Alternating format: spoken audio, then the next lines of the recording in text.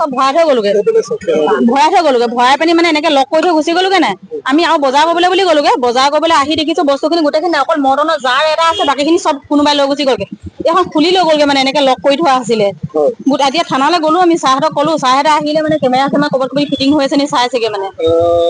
কিমান টকা বজাৰ মানে 5,200 টকা বজাৰ কৰিছিলো পুৰা 5,200 টকা অকল এই মৰ্টনৰ যে জাজেলি টেমাটো থৈ গ'ল বাকীখিনি চব লৈ গ'ল ভাল নামটো কি আপোনাৰ মোৰ পূৰবী গগৈ ক'ৰ পৰা বজাৰ কৰিবলৈ আমি আহিছিলো নাই মানে শিৱসাগৰলৈ ঘৰ হৈছে আমাৰ নাজিৰা মেজেঙা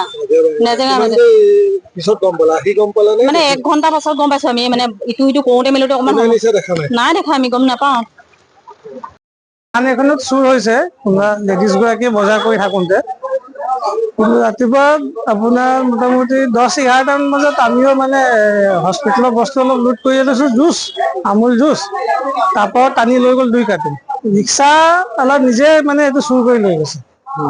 ৰিক্সা চালকটোৱে মালিক সিয়ে চুৰ কৰি লৈ গৈছে মানুহ দেখিছে আমি খেদি গ'লো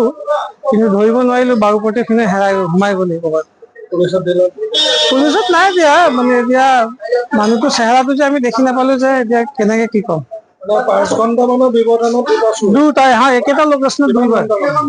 কিমান 4-5 ঘণ্টামান ভিতৰতে 2বাৰ চুৰ হ'ল ৰিক্সা চালকে নিজে চুৰ কৰিছে বেটেৰী ৰিক্সা এতিয়া কি হ'ল এতিয়াতো ধানৰ পৰা কোনে চুৰ কৰি লৈ গ'ল সেইটো নেদেখিলো কিন্তু চুৰ হোৱা কথাখিনি শুনিছো যিকোনো খবৰৰ বাবে যোগাযোগ কৰক আমাৰ এই নম্বৰত 9181 307 221